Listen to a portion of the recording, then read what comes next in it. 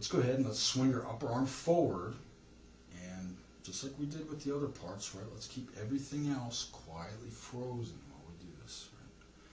So, again, upper arm swinging forward from the shoulder,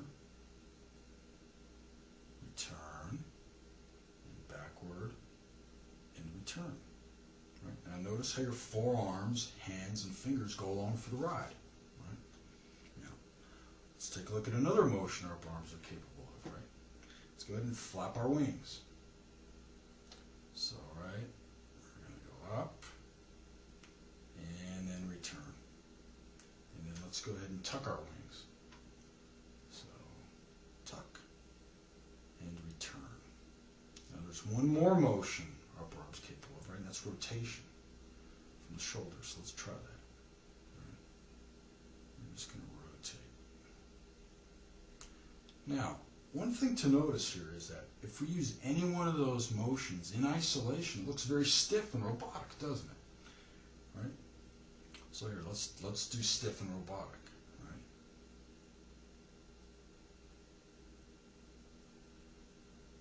Right. Well, the solution to that, and the way to free up your technique, is to make sure none of those motions ever becomes rigid or fixed. Right? The solution is to make sure all three of those motions are operating simultaneously in a very free and flowing way. Let's take a look now at how our forearms move independently from all our other body parts.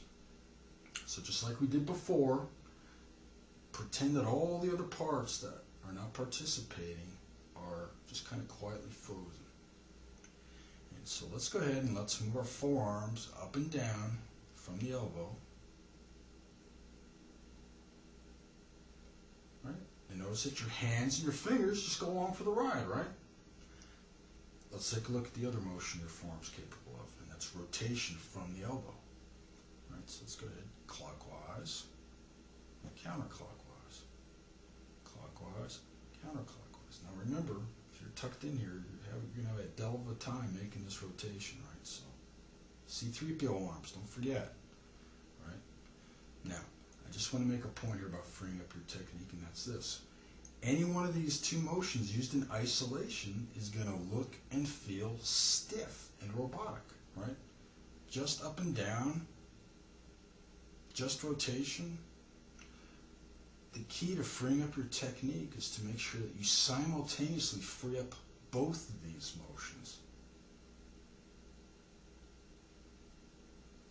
One last point while we're talking about the forearms, and that's this. Let's go ahead and take a look at those 2 degrees of freedom again, right? Up and down motion. Except this time, let's try and move it as fast as we can. Not in a, big distance, but just fast and kind of over a small distance, right? Because if you move it over a big distance, we're going to make a lot of mess with our whole body shaking and whatnot. So here, just kind of move it, cycle it back and forth as fast as you can, kind of a small distance for now, and see how fast you can cycle back and forth. Now, let's compare that to the rotary motion. Let's cycle the rotary motion back and forth as fast as we can, right? Now, if you're like me, you're going to notice that this motion can be accomplished so much more freer and faster than this motion. Just put that in your back pocket for now. That's going to pay enormous dividends when we take our body to the piano later on in the video. Time to take a look at how our hands move independently of the other body parts. So, just like we did before, let all those parts that aren't participating just kind of be quietly frozen while we do this, right? So, let's go ahead and let's move our hands up and down from the wrist. Right? And notice that our fingers go along for the ride. Right now, by the way, don't forget this, right? Make sure your fingers are following this nice natural curvature, right? We don't want to be working harder than we need to here.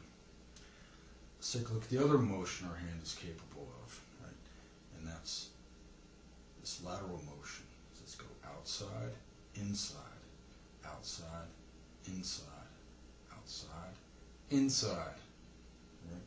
Now, just like before, the way to free up your technique is to make sure that neither one of these motions is used in isolation, that they're both operative simultaneously in a very free and flowing manner. Finally, we get to talk about our fingers a little bit more. What we want to do is we want to do a real quick review of how our fingers need to operate at the piano. Before we do that, don't forget, right?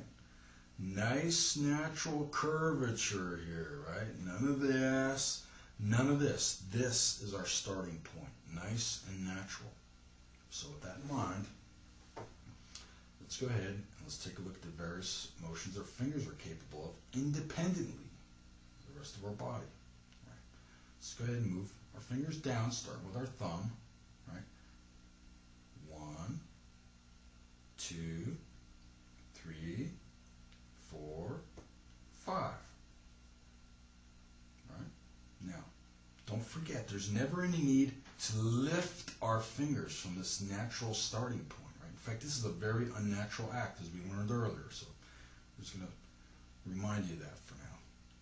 Our fingers can also move laterally, right? So let's move our thumb left and right. Pretty easy, right?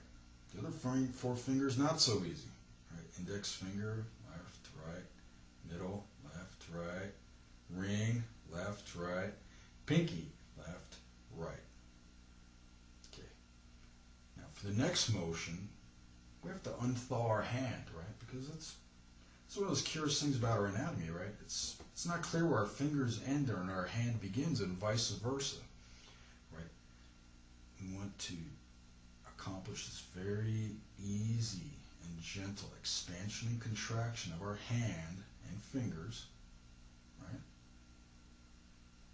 Again, no undue stress here, just a nice, gentle expansion contraction.